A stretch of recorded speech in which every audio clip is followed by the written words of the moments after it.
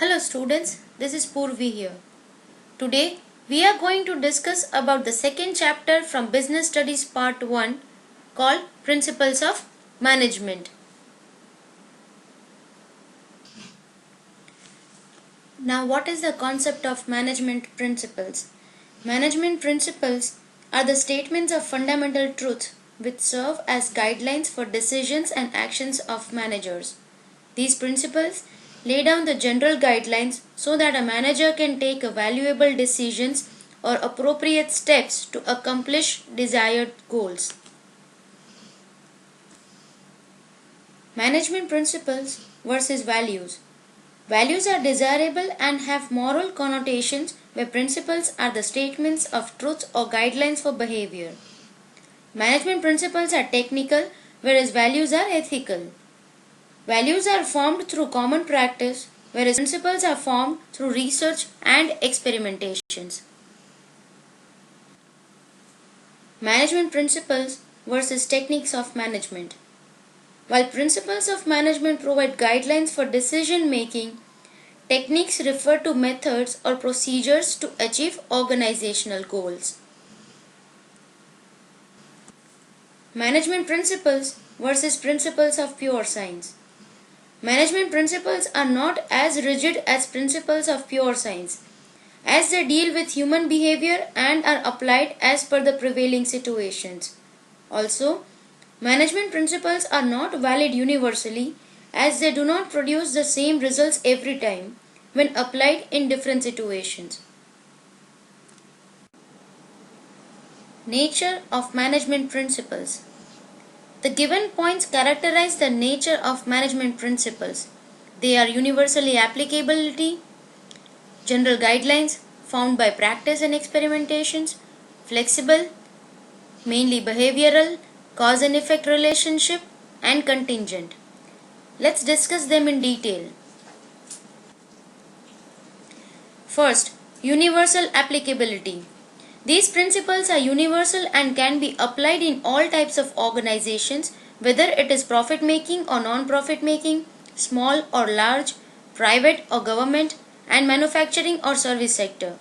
They are equally applicable in a school, government offices, military organization, and a limited company, etc. Second, general guidelines. Management principles are general guidelines as they cannot be applied blindly in all the situations. They do not provide solutions to all managerial problems but only give the solution of a given problem. Third, formed by practice and experimentation. The principles of management are developed after deep and thorough research work. Proper observations and experiments are conducted under different conditions by leaders and scholars of management thoughts to develop them. Fourth, flexible. The management principles are dynamic and not static or rigid prescriptions which are to be followed absolutely. They are flexible in nature and can be modified by the manager as per the given situation. Fifth, mainly behavioral. Management principles aim at influencing human behavior for better utilization of resources in the organization. The management principles do not pertain to material things and are therefore called behavioral. Sixth, cause and effect relationship. These principles establish cause and effect relationship between two variables. It indicates the consequences of implementing a particular principle over a given situation. Though the results may not be same, they produce similar results every time. Seventh, contingent. The application of principles of management is contingent or dependent upon the prevailing situation. Therefore, principles have to be applied as per the requirements of the given situation, leading to professionalization of management.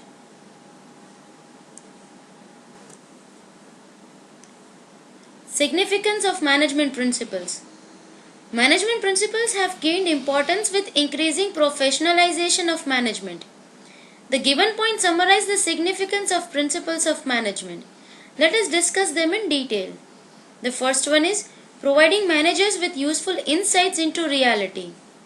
It means principles help managers to improve the knowledge and understanding of managerial situations. These principles enable managers to learn from past mistakes and conserve time by solving recurring problems quickly. The second one says optimum utilization of resources and effective administration. Now, optimum utilization of resources emphasize that resources should be utilized in such a manner that it should give maximum benefit with minimum cost. These principles help managers to adopt a systematic and logical approach to overcome the problems and disregard hit and trial approaches. Third one, scientific decisions. It means management principles help in thoughtful decision making because they are based on logic rather than blind faith. Such decisions are free from bias and prejudice. Fourth, meeting changing environment requirements. Now, modern business environment is complex and ever changing. In order to be successful, organizations have to adapt to these changes. Principles are dynamic, flexible, and frequently adapt to changes which are favorable and profitable for the business. The fifth one is fulfilling social responsibilities. Now, management principles are evolved or developed to serve the demands of society. These principles establish certain ethics in response to social responsibility towards the society. Seventh, management training, education, and research. Management principles act as a base of doing research and development in the management studies.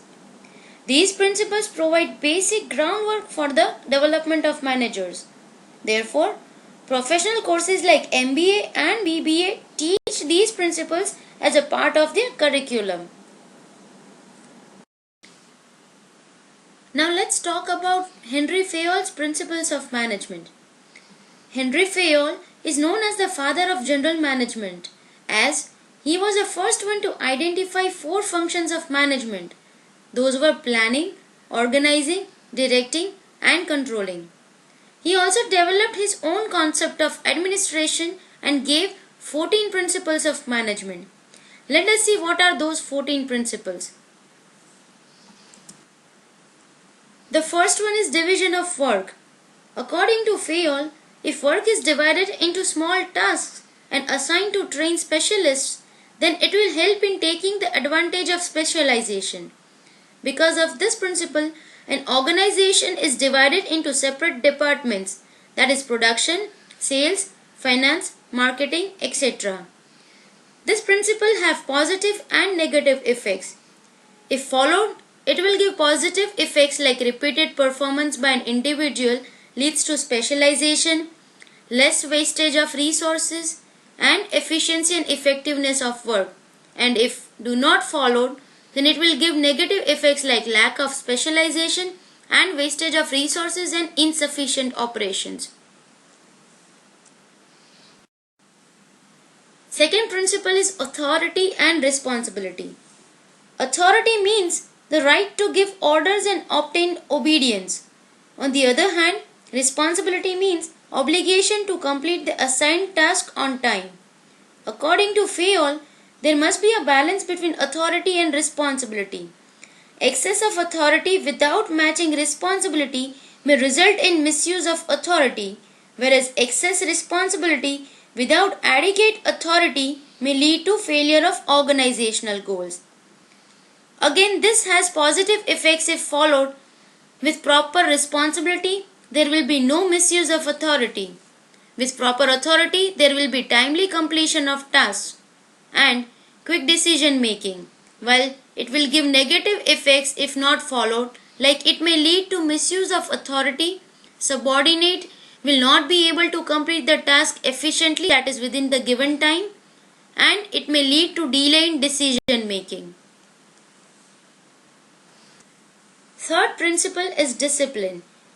It is the sincerity and obedience towards the organizational rules and regulations necessary for smooth functioning of an organization. According to Fayol, good superiors at all levels fair agreements and judicious application of penalties are helpful in maintaining disciplines. It will give positive effects like it helps in smooth working in the organization. It helps to improve efficiency as work is done as per the rules and standards. Third, orderliness in the organization. It can lead to negative effects like unhealthy relation between workers and managers. Smooth performance of work will be adversely affected and there will be chaos in the organization. Fourth principle is unity of command. The principle of unity of command states that each participant in a formal organization should receive orders and is answerable to only one superior. If in any case employee gets order from two superiors at the same time, it will result in confusion and chaos. This principle resembles military organization. The positive effects are no confusion regarding work to be done, no conflict among superiors, the subordinate is answerable to one person only, and the negative effects would be confusion among workers regarding work to be done, conflict among the superiors may rise if they are not followed, and order and discipline gets disturbed even if they are not followed. The fifth one is unity of direction. It implies that there should be one head and one plan for a group of activities having the same objective. All the related activities should be put under one group and they should be in the control of one manager. The positive effects of this principle would be it ensures unity of action amongst various groups. It helps in coordination and facilitates achievement of goals. And if this principle is not followed, it will lead to negative effects like duplication of efforts and wastage of resources, lack of coordination, failure in achievement of goals. Now the sixth principle is subordination of individual interest to general interest. Sometimes an individual starts giving priority to his own interest, but according to Fayol, in all situations, company's interest should be supersede the interest of the individual. Thus, the interest of various stakeholders, that is owners, shareholders, creditors, financiers and the society cannot be sacrificed for one individual. It can give us positive effects like there is a coordination between organizational and personal goals. It facilitates achievement of organizational goals and employees are more focused towards group goals in order to get personal benefits. If this principle is avoided, it can give negative effects like achievement of organizational goals becomes difficult and employees may be adversely affected later on. Now the seventh principle is remuneration of employees. According to Fayol, the quantum and methods of remuneration payable to employees should be fair and reasonable. It should be satisfactory to both employees and employees, which gives them a reasonable standard of living and should be within the paying capacity of the company. It can give us positive effects like it motivates the employees and keeps them satisfied. It reduces labor, absenteeism and turnover. It helps to remove relations between managers and workers. If this principle is avoided, it will give negative effects like absence of adequate or fair remuneration, creates dissatisfaction among the employees, increased labor turnover and cost of recruitment, unhealthy relations between managers and workers. The eighth principle is centralization and decentralization. The concentration of decision-making authority is called centralization, whereas its dispersal among more than one person is known as decentralization. According to Fayol, an organization should strive to achieve a proper balance between centralization and decentralization according to the size of organization, ability of superiors and ability of subordinates. In general, large organizations have more decentralization than small organizations. It gives positive effects like decentralization facilitates quick decision making, avoiding delays in operations, avoid misuse of authority. Centralization ensures optimal decision making in core matters. If this principle is not followed, complete centralization leads to delay in decision making and action. Complete decentralization leads to misuse of authority. The ninth principle is Scalar Chain. According to Fayol, Scalar Chain refers to the chain of authority and communication that runs from top to bottom and should be followed by managers and their subordinates. The gangplank refers to an arrangement in which two managers working at the same time, at the same level, can communicate with each other directly for quick communication. If this principle is followed, it will give positive effects like it will facilitate smooth flow of communication, unity of command is followed, and there would be no confusion on account of dual subordination. If avoided, it can give negative effects like multiplicity of command may create confusion in operations, no clarity about authority responsibility relationships, and miscommunication or gaps in the communication. The 10th principle is order. According to this principle, there should be an orderly arrangement and specific place for everything and everyone in the organization. If this principle is followed, it can give positive effects like no wastage of time and efforts in search of men or material, no obstacle in smooth running of operations, increased efficiency and productivity. If not followed, can give negative effects like obstacle in smooth working, wastage of time and efforts unnecessarily. The 11th principle is equity. This principle emphasizes kindliness and justice in the behavior of managers towards workers. There should be no discrimination against anyone on account of sex, religion, language, caste or belief, and equal opportunities should be available for all.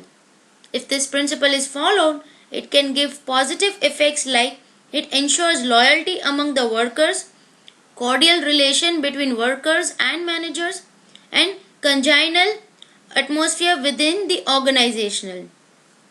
Negative effects can give dissatisfaction among employees leading to greater turnover, poor relations between workers and managers. The 12th principle is stability of personnel. According to this principle, Fayol insisted that an employee must be kept at a post for a minimum fixed tenure. This would help him to produce effective results, ensure stability, and prove his ability. If this principle is followed, it can give positive effects like it encourages job security in the organization, increased motivation of employees, reduction in labor turnover and expenses on recruitment, selection and training. If violated, it can give negative effects like increase in labor turnover, increased job insecurity, and employees tend to leave jobs frequently, increased cost of recruitment. The 13th principle is initiative. Initiative means taking the first step with self-motivation. Fayol suggested that employees at all levels should take initiatives or actions without any force or foundations. They should be encouraged to develop and carry out plans for improvements. If followed, it gives effects like motivation of employees, increased efficiency and productivity, improvements in operations. If violated, it can give negative effects like frustration and dissatisfaction among employees. No motivation for improvements. The 14th principle is Esprit De Corps. It means union is strength. Fayol emphasized on teamwork. The spirit brings harmony in the groups and they strive to work hard to achieve the targets of an organization. For this, managers should replace I with we in all his conversations. If followed, it can give positive effects like helps in developing feeling of trust and belongingness among employees. Also, easy achievement of goals. If avoided, it can give negative effects like failure in achievement of goals and lack of coordination in the organization. Now let us talk about Taylor's scientific management. Taylor is known as the father of scientific management.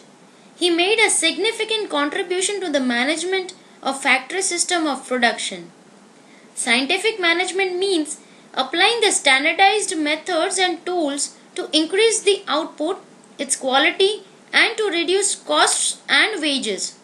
In the words of Taylor, scientific management means knowing exactly what you want men to do and seeing that they do it in the best and the cheapest way. It emphasizes replacement of rule of thumb, that is personal judgment, by scientific selected methods and tools. Now let's talk about principles of scientific management. The philosophy of scientific management is based upon the given principles. The first one says, science, not rule of thumb. That is, according to Taylor, each job should be performed in an organization as per the scientific approach, as there is always one best method to maximize efficiency. This method can develop through studies and analysis. Selecting one best method for activities can result in saving time, effort, money, and resources. The second one says harmony, not discord. According to this principle, Taylor emphasized that there should be complete harmony between the management and workers, and there should be transformation in thinking of both parties, that is called mental revolution. It implies that management should share the gains with workers and workers should work hard for the betterment of the business. It also emphasizes that prosperity of the employer cannot exist for long if it is not accompanied by the prosperity of its employees, and vice versa. The third one says cooperation, not individualism. This principle is an extension of principle of harmony, not discord. According to this principle, competition should be replaced by cooperation. Management and workers both should realize that they need each other. For this, management should entertain and reward the constructive suggestions of employees and follow paternalistic style of management. At the same time, workers should also cooperate with management, resist from going on strikes and making unreasonable demands to the management. The fourth principle says development of each and every person to his or her greatest efficiency. According to this principle, each person should be scientifically selected and then assigned work as per their specialization, and in any case, if training is required, then impart training to them, as efficient employees would produce more and more income. Worker training is essential to learn the best method developed as per the scientific approach. This would ensure greatest efficiency for both workers and the organization. Now let's talk about the techniques of scientific management. Now there are 4 techniques that were developed by F.W. Taylor. The first one is functional foremanship, second is standardization and simplification of work, third is work study techniques, and fourth is differential piece wage system. Now let us discuss them each in detail. Functional foremanship. It is an extension of principle of division of labor resulting in specialization. According to Taylor, a single worker or supervisor cannot be expected to be an expert in all aspects. Thus, he advocated the appointment of 8 foremen to guide workers under planning and production departments. Under the planning in charge, there are 4 personnel. Those are route clerk, instruction card clerk, time and cost clerk, and disciplinarian. Now route clerk, he is responsible to specify the route of production. Instruction card clerk, he is responsible to give instructions to the workers.